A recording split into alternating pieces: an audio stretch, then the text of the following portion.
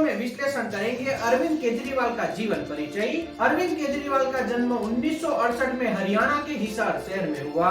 उन्होंने 1981 में आईआईटी खड़गपुर से मैकेनिकल इंजीनियर में स्नातक की उपाधि प्राप्त की। बाद में 1992 में भारतीय नागरिक सेवा के एक भाग भारतीय राजस्व सेवा में आ गए। उन्हें दिल्ली में आयकर आयुक्त कार्यालय में नियुक्त किया गया। शीघ्र ही उन्हें महसूस हुआ कि सरकार में बहुत प्रचलित भ्रष्टाचार के कारण प्रक्रिया में पारदर्शिता की बहुत बड़ी कमी है। अपनी आधिकारिक स्थिति पर रहते हुए ही उन्होंने भ्रष्टाचार विरोधी मुहिम शुरू कर दी। प्रारंभ में अरविंद केजरीवाल ने आयकर कार्यालय में पारदर्शिता बढ़ाने के लिए कई परिवर्तन लाने में महत्वपूर्ण भूमिका निभाई। जनवरी 2000 में उन्होंने काम से विश्राम ले लिया, यानी कि अपना रेजिग्नेशन सौंप दिया और दिल्ली अधिकार नागरिक आंदोलन परिवर्तन की स्थापना की, जो एक पारदर्शी और जवाबदेह प्रशासन को सुनिश्चित करने के लिए काम करता है। इसके बाद फरवरी 2006 में उन्होंने नौकरी से इस्तीफा दे दिया और पूरे समय के लिए सिर्फ परिवर्तन की ही काम में लग गए। अरुणा रॉय, गोरेलाल मनीषी और कई अन्य लोगों के साथ मिलकर उन्होंने सूचना अधिकार अधिनियम के लिए अभियान शुरू किया, जो जल्दी ही एक मुहिम सामाजिक आंदोलन बन गया। दिल्ली में सूचना अधिकार अधिनियम को 2001 में पारित किया गया और अंत में राष्ट्रीय स्तर पर केंद्र सरकार के द्वारा भारतीय संसद ने 2005 में सूचना अधिकार अधिनियम आरटीआई को पारित कर दिया, यानी कि एक कानून बन गया। इसके बाद जुलाई 2006 में उन्होंने पूरे भारत में आरटीआई के बारे में जागरूकता फैलाने के लिए एक अभियान शुरू किया। दूसरों की प्रेरित करने के लिए अरविंद केजरीवाल ने अब अपने संस्थान के माध्यम से एक आरटीआई पुरस्कार भी शुरू किया, यानी कि जो अच्छा कार्य करता आरटीआई से जुड़ा हुआ उन्हें पुरस्कार दिया जाता था। सूचना का अधिकार गरीब लोगों के लिए तो महत्वपूर्ण ही है, साथ ही आम जनता और पेशेवर लोगों के लिए भी यह उतना ही महत्वपूर्ण है।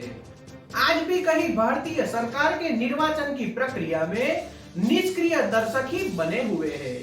अरविंद केजरीवाल सूचना के अधिकार के माध्यम से प्रत्येक नागरिक को अपनी सरकार से प्रश्न पूछने की शक्ति देते हैं। अपने संगठन परिवर्तन के माध्यम से वे लोगों को प्रशासन में सक्रिय रूप से हिस्सा लेने के लिए प्रेरित भी करते थे।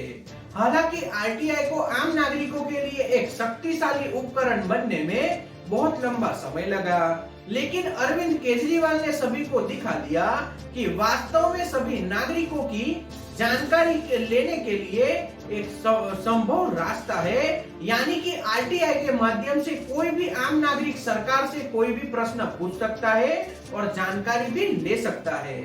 6 फरवरी 2007 को अरविंद केजरीवाल को वर्ष 2006 के लिए लोक सेवा में CNN IBN इस वर्ष के भारतीय में लिए नामित किया गया, यानी कि भारतीयों के लिए नामित किया गया। अरविंद केजरीवाल ने सूचना अधिकार अधिनियम को स्पष्ट करते हुए गूगल पर एक बहुत अच्छा भाषण भी दिया।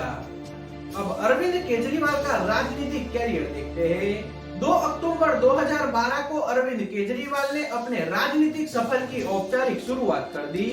उन्होंने बाकायदा गांधी टोपी, जो अब अन्य टोपी भी कहलाने लगी है, वह पहनी थी। उन्होंने टोपी पर लिखवाया, मैं आम नागरिक हूँ, यानी कि आम आदमी हूँ। उन्होंने 2 अक्टूबर 2012 को ही अपने भावी राजनीतिक दल का दृष्टिकोण पत्र भी जारी कर दिया।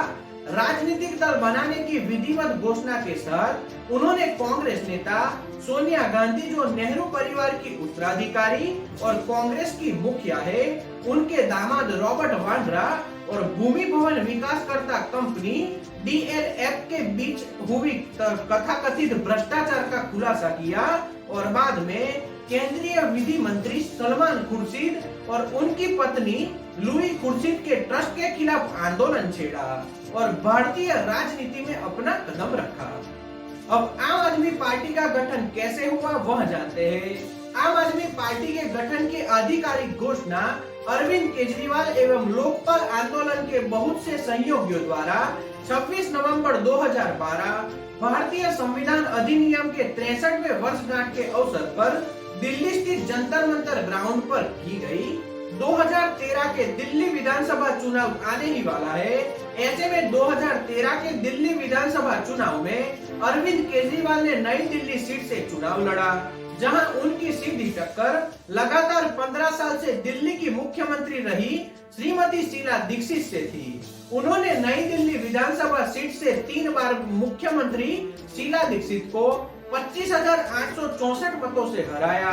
अरविंद केजरीवाल को कुल 44,270 मत प्राप्त हुए, जबकि उनके मुकाबले शीला दीक्षित को केवल 18,500 के करीब मत प्राप्त हुए।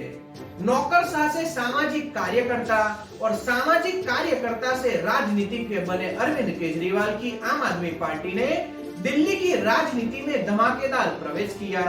आम आदमी पार्टी ने 70 सदस्यीय दिल्ली विधानसभा चुनाव में 28 सीटें जीतकर प्रदेश की राजनीति में खलबली मचा दी। इस चुनाव में आम आदमी पार्टी भारतीय जनता पार्टी के बाद दूसरे सबसे बड़ी पार्टी बनकर उभरी। सत्तारूढ़ कांग्रेस पार्टी तीसरे स्थान पर खिसक गई। 28 दिसंबर 2013 से 14 फरवरी 2014 तक 49 दिन में दिल्ली के मुख्यमंत्री के रूप में कार्य करते हुए अरविंद केजरीवाल लगातार सुर्खियों में बने रहे। नव भारत टाइम्स ने एक लेख में लिखा, Arvind Kejriwal action, drama, emotion, suspense का कंप्लीट पैकेज है। इस तरह से उनकी सरकार कार्य करती थी। मुख्यमंत्री बनते ही उन्होंने पहले अपनी सिक्योरिटी वापस की, फिर बिजली के दरों में 50% कटौती की घोषणा की। दिल्ली पुलिस व केंद्रीय गृह मंत्रालय के खिलाफ उन्होंने धरना भी दिया। इसके बाद रिटेल सेक्टर में एफडीआई की खारिज किया। उसके बाद जाते जाते फरवरी 2014 में उन्होंने भूतपूर्व व वर्तमान केंद्रीय पेट्रोलियम मंत्री मुरली देवड़ा व वीरप्पन मोइली तथा भारत के सबसे बड़े उद्योगपति मुकेश अंबानी व उनकी कंपनी रिलायंस के खिलाफ एफआईआर दर्ज कराने के लिए आदेश भी जारी किए। लोकपाल बिल भी एक प्रमुख मुद्दा बना रहा, जिस पर उनका दिल्ली में लेफ्टिनेंट गवर्नर, विपक्षी दल भाजपा और यहां तक कि समर्थन दल कांग्रेस से भी गतिरोध बना रहा। लोकपाल मुद्दे पर हुए आंदोलन से ही अरविंद पहली बार देश में जाने गए थे। वे इस कानूनी रूप देने के लिए प्रतिबद्ध थे, परंतु विपक्षी दल कांग्रेस एवं भाजपा ने बिल को असंवैधानिक बताकर विधानसभा में बिल पेश करने से लगातार विरोध किया। विरोध के चलते 14 फरवरी को दिल्ली विधानसभा में यह बिल रखा ही न जा सका, यानी कि बिल को रखने ही नहीं दिया गया। विधानसभा में कांग्रेस और बीजेपी ने लोकपाल बिल के विरोध में एक हो जाने और भ्रष्ट नेताओं पर लगाम कसने वाले इस लोकपाल बिल के गिर जाने के बाद उन्होंने नैतिक आधार पर अपने मुख्यमंत्री पद से इस्तीफा दे दिया, यानी कि यह बिल पास नहीं करवा सके। इसे ध्यान में रख अरविंद केजरीवाल ने इस्तीफा सौंप दिया। उसके बाद फिर बात आती है 2015 के दिल्ली विधानसभा चुनाव की।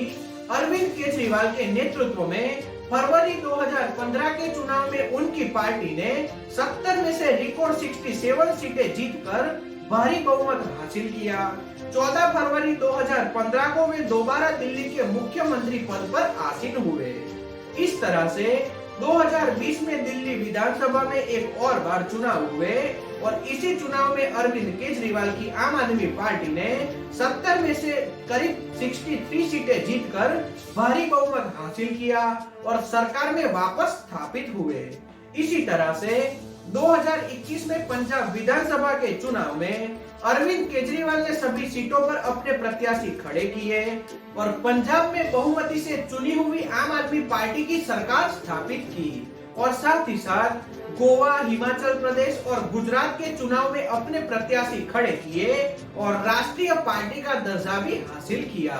यह सभी उपलब्धि अरविंद केजरीवाल ने अपने साफ सुथरी छवि के आधार पर हासिल की और आज भी दिल्ली और पंजाब के लोग अरविंद केजरीवाल और उनकी आम आदमी पार्टी पर विश्वास रखते हैं। तो यह है अरविंद केजरीवाल का जीवन परिचय। तो आज के वीडियो में इतना ही। जय हिंद।